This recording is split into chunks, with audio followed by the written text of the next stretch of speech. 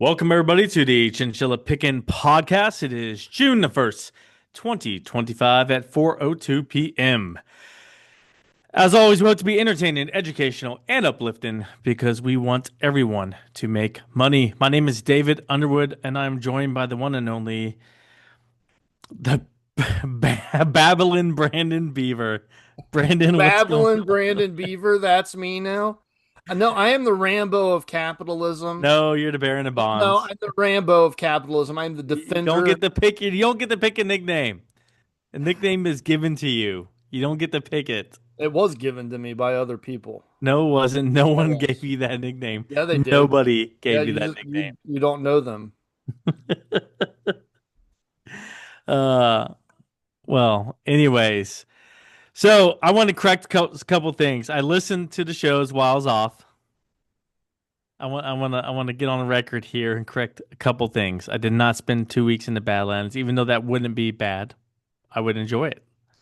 I was all over the West, Jackson, Wyoming, Colorado, you know, all over the You mountains, were in mountains the everywhere. Badlands for a little bit, right? A few days. I spent a few days in that area. I was in Black Hills and Badlands, both hanging out, doing stuff, hiking. Yes.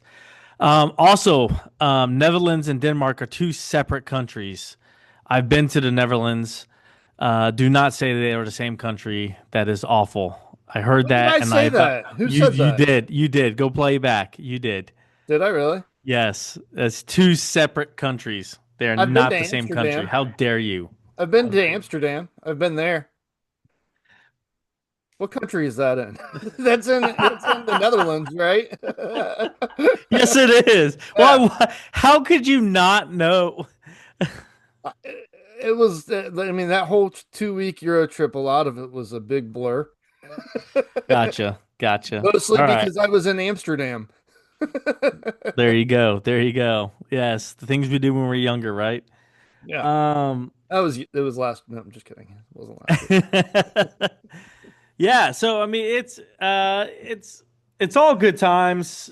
There's a lot of things that have happened recently, I would say. This past week, news has come out always, every single week. Hold on. I want to Well, ask you this question, though. yeah. So you were in the Badlands for a little bit. Then Yes. you went to Colorado Now went to Wyoming. or Wyoming, but you were in Colorado for a minute, right? Yes. Red Rocks. Did you Yes. drive there? To How Red did you get Rock? there? Yes. Yeah. Okay. So you didn't like hike all three of those states. No, no. I Okay. drove from state to state and I was hiking all around. I was in Jackson Hole, Wyoming. Beautiful place if you've never been. The Grand Tetons are amazing. Um, yeah, and Hilarious names. the river. I was rafting on the river, Snake River there. Did a lot of hiking. It was fun. It was a good time. Hung out in downtown Jackson Hole. That's a Yeah. great tourist spot if you haven't been. But then I went to Colorado Springs, Manitou specifically. Did the incline, Pikes Peak. Did some hiking and picked up a concert at Red Rocks while I was in Colorado. So So yeah, when on Meta's AI, like on the headset and stuff, going into the live VR concerts, there's a concert series that says live at Red Rocks. yeah, I wonder if it's the same place. yes. Nice. Okay. Yeah, they were streaming the concert I was at. They streamed those concerts all the time. That's cool. So you That's could pretty have awesome. streamed it and maybe looked out for me. I don't know. Yeah. There was a lot of skunks around. It's Colorado, open air amphitheater, a lot of skunks everywhere. Really? Are you sure that was skunk? It's legal over there. It is legal. I was waiting. I was like, did he not catch that reference? Yes, it is legal over there, but they do. What's funny is like I knew it was legal over there. I don't smoke, right? I don't drink. I don't partake in anything. I am 100% sober. But I understand it's legal. It's a law. Whatever. You do your Right. thing. You have your fun, right? Yeah. I'm not against that if that's the law. They do have signs up asking people to smoke on the sides of the amphitheater, not actually in the stands, but people don't care. They just do it wherever. Okay. Which Cool. is kind of rude Yeah, because like it is. you remember like 10, 15 years ago, if someone was smoking a cigarette in the stands, people would get angry with Yeah. them, be like, "What are you Yeah. doing? Go to the sides. That's the smoking area over there." Yeah. But they I, don't feel the same way about marijuana, they're like, oh no, that's okay to smoke right there around the little kids, but not the cigarettes. Right, let them get a contact high, whatever. Yeah, I was standing outside on a smoke break at work like a year ago, and some 18-year-old, 19-year-old kid walking by had a blunt in his hand and asked me for a light, and he lit up his blunt right there on the street and then just kept walking. I was like, what world are we in now? This is a brave new world, Dave. No, it's legal, but it'd be the It is. same. That's akin to just drinking a 40 as you're walking down the street, which a lot of Right. people do that still. A lot of people, mainly homeless or, will drink in the middle of the street. Yeah, That's their thing. It's what I don't know. We're not here to talk about things that plague society like that. We're here to talk about things that plague the society as income. How people make money? How do people make money, Brandon? How do you make people money? I don't. No, I'm just kidding. Yeah, you go to work, or you I invest for them, or Well, you you help got to them get invest. you got to get some capital coming in first, right? Right. Because you need capital to make more capital. So you got to get some capital coming in. Most typical response is a job of some sort.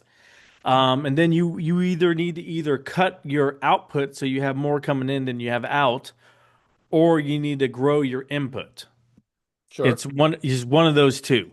And usually a combination of the both is the best way to do it. Yeah. Growing your input and cutting your output as best as possible. Living below your means, which is something that a lot of Americans struggle with. A lot of Americans struggle with living below your means because I have let's just say, because I don't like math, $1,000 a month coming in. They want to spend $1,000 a month rather than spending 900 and saving 100. You know what I mean? Sure. It's the American way. Apparently, it's just spend, spend, spend, max amount I could spend, max out that credit card, claim bankruptcy, and get new credit cards, and it's just ridiculous, Yeah. ridiculous. Anyways, I wanted to talk about stocks. I wanted to talk about a lot of things that have happened. We're not going to get into it, so I'm just going to spend 30 seconds here highlighting some things that happened this past week. Japan still hasn't come to a deal with the U.S. on trade, even though the Japan Prime Minister says he wants to meet with Trump before the G7 summit coming up. You have the Trump's talking at the steel plant and then announcing he's going to up the steel tariffs on Europe, and now Europe's like, okay, now you're going back on the deal we just agreed to. What's going on with that? So now that's in jeopardy, even though that's good for the Nippon deal, but stipulations with that. So now there's questions about how good is this deal going to be. These are things we're not going to talk about on the show, but I want to bring up like these are things I pay attention to because I read the articles when they come out and I try to listen to the stories. Brandon, you have something to say? Yeah, so I mean, just on Friday, the courts that came out and tried to say that Trump's reciprocal tariffs are unconstitutional the way that it went about. And honestly, I that's the way that I was thinking going into this too. I didn't think that all this stuff was going to happen, but I mean, it's a two-edged sword for me because I'm against the tariffs in the first place. But at the same time, now we've just thrown a wrench into the negotiations, and everything's probably going to get drug out a lot longer than what it was. And I wonder how these new tariffs on steel are, factored into that court's equation and if those are going to be rejected. But now I also wonder if we have to lower our tariffs because this court is deciding that we have to do it. Are all these other countries then going to follow suit and lower their tariffs again too? Probably not No, at that point. that court So was overruled like it over the wasn't weekend. overruled. It wasn't Yes. overruled. No, it was paused. So we still have the tariffs while the administration comes back and appeals it. So we're waiting on an appeals decision. So the articles I was seeing was that Trump and the current administration got the go ahead on their tariffs and that there's no um what's the word I'm looking for? A juncture or any kind Yeah. of legal thing that can be done to stop them. Okay. Well, my information was all as of Friday, so maybe something new has came out since then. At That's least what you. I saw today when I was doing Okay. some final research for the show. I read through two different articles that were covering that. Okay. So maybe they're not related because there's lots of different lawsuits that have Yeah. happened. So you don't know which lawsuit we're talking about here. That's a crazy thing. Yeah. Yeah, lots of things like that that have happened this past week, but actual fundamental news, not a whole lot, except for one of the things I'm going to get into. Two of the things I'm going to get into actually have good fundamental news, and I believe the things you're going to get into have good fundamental news. So we had the fundamentals. The macro events are what they are. Yeah. You know, how about we get into it? You want No, to get let's into do it? it. Yeah, Let's let's let's get do into it. it. Let's do You it. want to And say hey, let's get into it another 10 more times before we actually get into it? let's get into it. Before we get into it, I Let's want to get get into it. into this. I want All to right, say cool. one thing. When I was in Jackson Hole, I saw a big hodgepodge of so many different people. Lots of tourists from Asia, from Japan, China, Eastern European, all kinds of different tourists there. Lots of well-off ranchers and Western type individuals, locals, true cowboy locals, Okay. and then people who come in just to work the restaurants. Now, it's not a big town. It's only a town of 10,000 people, and they probably have 5 to 10,000 visitors at one time especially during the summer. So it's very, very just a tourist town. That's all it is. There are people who drive an hour and a half to 2 hours in every day and back out just to work because there's no housing available inside the town. Wow. Yeah. So it's a tourist tour. It was strange because I could be next to a diplomat from an Eastern European country, and then next to a gentleman owns a ranch, and then also at the very next bench over next to tourists from Tokyo. So very very Interesting. hodgepodge of people. Yeah.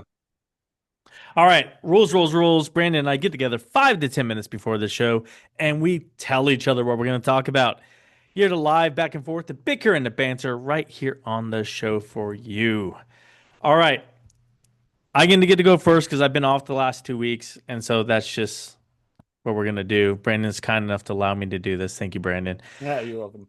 What I'm going to get into is two articles, but I mean, not two articles, one article, and then it's going to talk about two different stocks and two different companies here. And I want to mention kind of like, you'll see where I'm going with it, Brandon. You'll have maybe some thoughts on it, maybe not. It's a company I've traded before and I made a lot of money, a huge return. I made over 35% return on it the first time.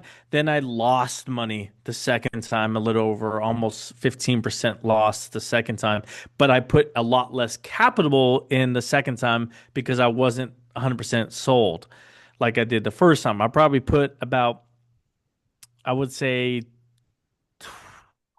10 to 20% of what I put in the first time.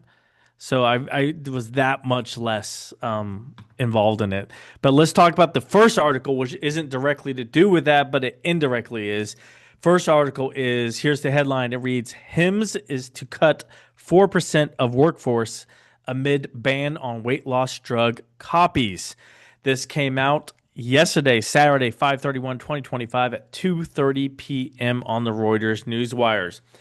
I've covered this before on this show. We talked about how the ban on these weight loss drug copies or compounding, as it was mentioned, was going to take place, and that it was going to hurt the Hims and Hers company, and it was going to be a boon or a tailwind to Novo Nordisk.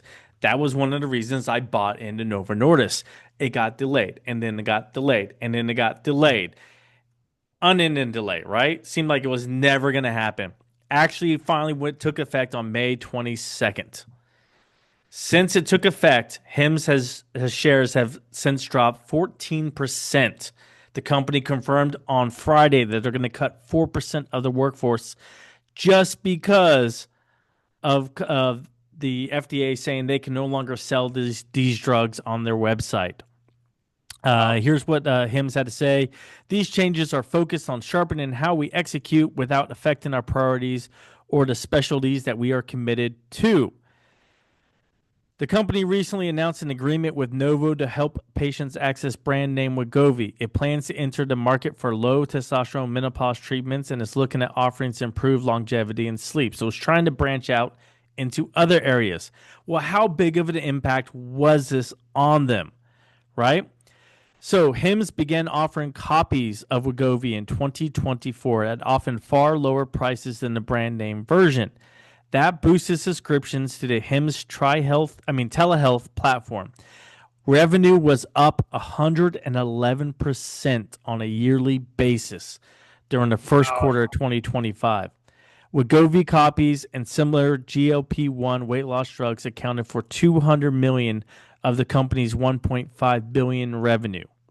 So that's about what 15% of the total revenue for the whole company was just because of these drugs.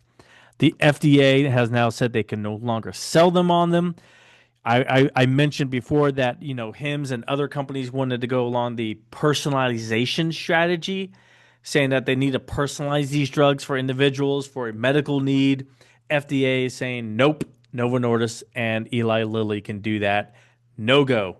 None of you guys can sell these drugs anymore as of May the 22nd, 2025. In the United States, they no longer can be sold. That's a huge cut to some of these companies, such as Hims. First response, Brandon. Yeah, it's also a huge signal to Novo Nordisk that they can raise the price without any additional competition. Well, their competition's Eli Lilly and Majorno. I know, but I mean, still, like the low cost competition was probably coming from Hims. And other companies like Hims, but Yeah. yes, Hims was the biggest one, biggest name in But the. we just created a duopoly in the system for this. And we Well, do it with drugs all the time. you have the right when you create a drug to hold the patent for so many years before generic can be made. Right. I That's agree. the Yeah. law. Yeah. That's the law. And so they have the right to do that. The only reason why these companies were allowed to do it is because there was such a short supply of it that there wasn't enough supply to fulfill the needs of the citizens of the country. So the FDA allowed temporarily for these companies to sell these. Gotcha. But now they have got their manufacturing plants up and running, distribution systems ready to go, and now boom, it's running. And just so you know, Brandon, right here in the Cincinnati area, they opened a manufacturing plant just 1 year ago, and all they do 24/7 is manufacture Mongerno or for Eli Okay. Lilly. Okay. So right here in Cincinnati, Ohio, you have quite a lot of jobs that are dependent upon manufacturing that as the brand name for these companies. Okay. American At? jobs. Where's it at? Do you know? In Huh? Cincinnati? You have any idea where that's at? It's in Westchester. Okay. But I say this, right? That seems like it'd be a good time to buy Novo Nordisk. Well, yeah, the stock Mhm. jumped up on this news. However, that is not the only good news for Novo Nordisk and Eli Lilly, specifically, actually, for Novo Nordisk, not Eli Lilly. Let me rephrase that. So, about 6 months ago, I covered Walgreens and PBMs and how this pharmaceutical industry works, right? Right. You have these pharmaceutical like CVS and Walgreens and Kroger and Walmart, and they have a PBM. A PBM is the in between the middleman, if you will. And what they do is they make the agreements with the pharmaceutical companies. So Walgreens has a PBM they work through that pulls out the agreements of how much they can pay for, Wegovy or Mounjaro or something like that, right? Hmm. And that's how these things are done, and not regular. That's how these things are done in order to hold the sales and distribution. Well, CVS has its own PBM, so it saves CVS money. CVS is making money every step of the way up to all the way up until manufacturing. As soon as it's manufactured and leaves the manufacturer, CVS has a hand in it right away, and that's why CVS is doing very well. Well, CVS PBM has now said that they are no longer going to approve the Novo Nordisk, not Novo Nordisk, the Eli Lilly drugs for weight loss, which is Zepbound and Wegovy and Mounjaro. Zepbound and Mounjaro. Um, they're no longer going to approve them for their prescription coverage or to be sold through CVS. Now, there's always exceptions, right? Because it's medical field. You got it, the medical reason someone's already been on, the Zepbound or the Mounjaro for a while and they can't switch and or it's not the right drug and yada yada yada. There's always exceptions medically for this and where CVS will go ahead and say, okay, you could continue on it. We'll cover the prescription. But for the majority of people who are taking Mounjaro, Zepbound, and use CVS, they now have to switch to the Novo Nordisk Wegovy drugs, and that's a big boon also for Novo Nordisk, and that happened. They announced that on May 1st, and it's going to take effect on July 1st. July 1st of this year, CVS is going to make that switch in their system. When does Novo Nordisk's patent expire on this? I don't know that off top, man. You would think And, with as much coverage as I've yeah. done on this drug and this company, you think I would know that, but And I don't. because my question is, I wonder if they paused the patent time while they were allowing Hims to sell this drug, or if that time frame kept moving along. I would think if we're being fair and we're allowing other companies to sell your drug that you created, that we're going to pause the patent time until we reverse that order again. That's what I would think. I mean, yeah, you would think that. Don't know. Maybe they did. Maybe they worked out that deal. The only thing I could tell you, Brandon, is if you're looking at Novo Nordisk as a possible buy, it's already jumped up over 15% since all this news has come out. So I'm kind of giving everybody who's listening this news after it's already gapped up a little. It doesn't mean it's not going to continue gapping up. It's just that I've been burned on Novo Nordisk already, and it's already gapped up. I'm staying out of it because I'm not 100% confident myself that it's going to continue, even though it does have a lot of tailwinds behind it. It Okay. does. I will Yeah. admit that.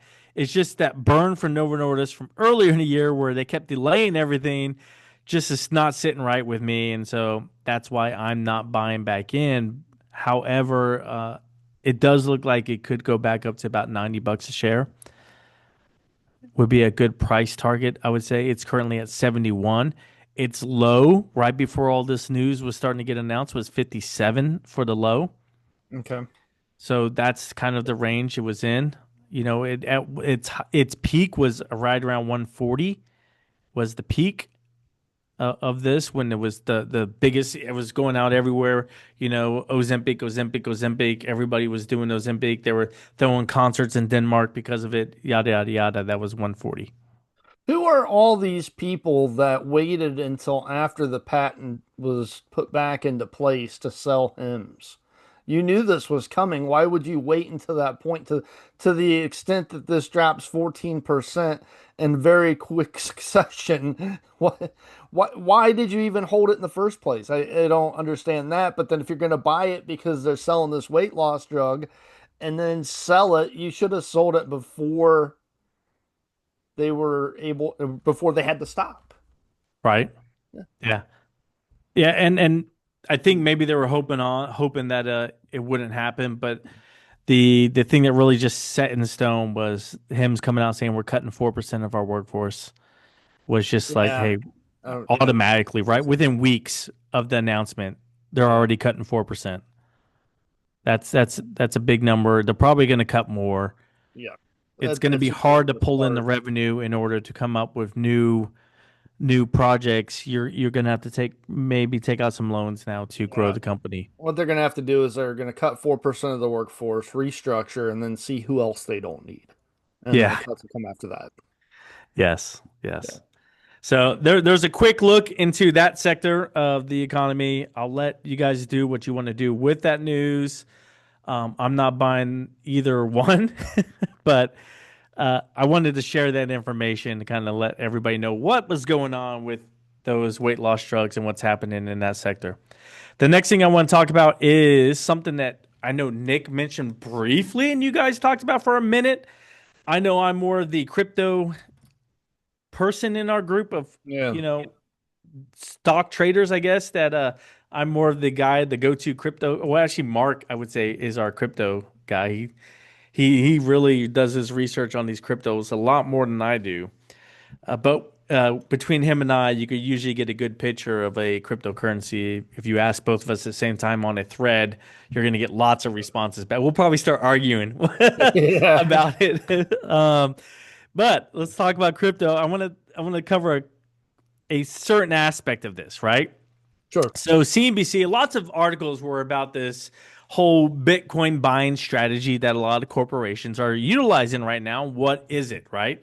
Saylor is a gentleman that has gone out, and he is part. Michael Saylor is MicroStrategy, right? MicroStrategy. We've all heard of MicroStrategy. The company moves up and down with Bitcoin, but they've done extremely well. As if you own the stock before they started buying Bitcoin and versus what it is now, you are very very well off.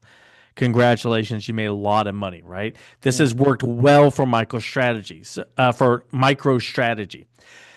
Michael Saylor, however, has said that this is a good strategy for companies to do. It's considered a treasury play.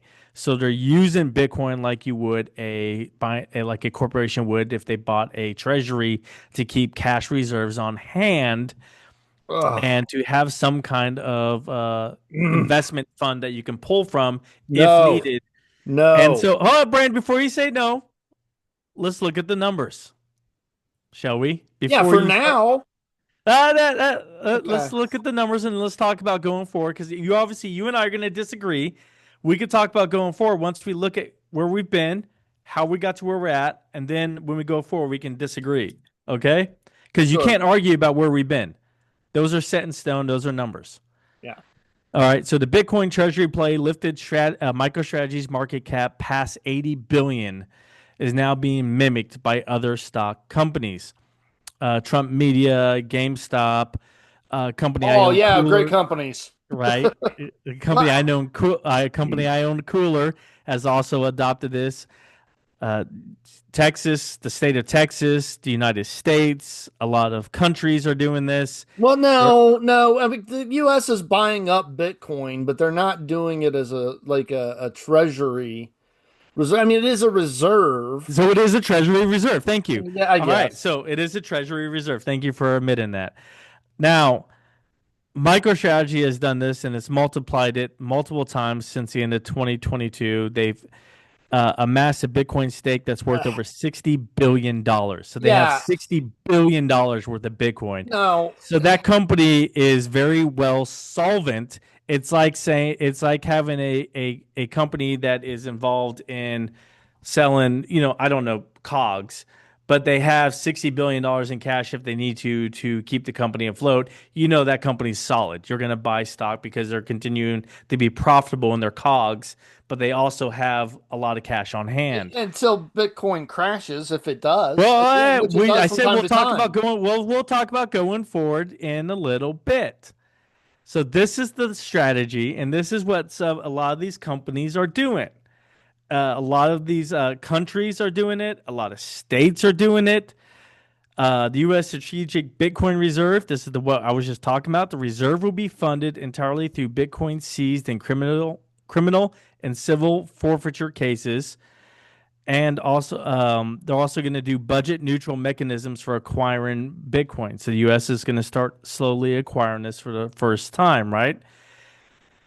The federal government will conduct a full audit of its digital asset holdings, currently estimated at more than 200,000 Bitcoin. I don't know how they got that number. I'm kind of wary on that number, whether that's true or not, but whatever. Um, Basically, Michael Saylor says that they're going to keep buying Bitcoin. We expect the price of Bitcoin will continue to keep going up. We think it will get exponentially harder to buy Bitcoin, but we will work exponentially more efficiently to buy Bitcoin. What someone said here in anti this says the network is very anti-fragile. There's a balance of power here. The more actors that come into the ecosystem, the more diverse, the more distributed the protocol is, the more incorruptible it becomes, the more robust it becomes. And so that means the more trustworthy it becomes to larger economic actors No. who otherwise would be afraid to put all their economic weight on the network. It Brandon, doesn't. I feel like you have a lot to say. Go ahead. Yes. So here's a secret that is probably the U.S. government won't like me to tell you, but it's 100% most. I shouldn't say 100%. It's most likely true. I don't think the US government or these other countries are buying Bitcoin for an investment so much. I think they're buying it for power and so that they can control the price of Bitcoin because they see Bitcoin as an asset. And by the way, I'm not against Bitcoin, but they're seeing it as an asset that's starting to look a little bit like gold used to, and it's compared to the US dollar, right? So if Bitcoin starts to increase in value in ways that people want to move away from the US dollar or in ways that it threatens the US dollar as the global reserve, what's the US government going to do? Sell a crap load of Bitcoin and drive the price back down. That's what they did with gold in the 30s and in the 20s and prior. And when we were on the gold standard, they used to do this all the time. They'd buy it and they'd sell it in order to influence the price of gold. They even passed legislation at one point and said that if you're an individual person, you can't buy new gold. That's illegal. They did that in the 30s under FDR. So that's what these governments are trying to do. In my opinion, it's more about control of something that they see could threaten their power if they don't have a place at the table. And if their place at the table is not oversized compared to everybody else's. That's how I see them investing in Bitcoin and the reason why I see them doing it. That's why I think they're doing it. The other thing is these companies like GameStop that are using Bitcoin GameStop's a as horrible example, but a yeah, go ahead. treasury. Yes, but it says a treasury reserve. So real companies that are good use Bitcoin as a as an investment that is speculative. Because even though Bitcoin being around, we all know it's going to exist. We all know it'll be here for quite a long time. The price is still speculative. If you're going to go in and buy a US Treasury, you're doing it for safety, capital preservation, something that's just going to be inflation over time, but you know it's still going to exist. Throwing all your money into Bitcoin reserves is highly speculative and very problematic, in my opinion. I don't think it's highly speculative. I believe It, Bitcoin is going to continue going up for the extended future. okay, so if we look at where it was a year ago, I don't even know what the percentage was, right? What's Okay. the percentage gain that Bitcoin has had in the past year? Past 12 months, Have a look. Yeah, I'm gonna off the top of my head, I'm gonna run 70%, I want to look.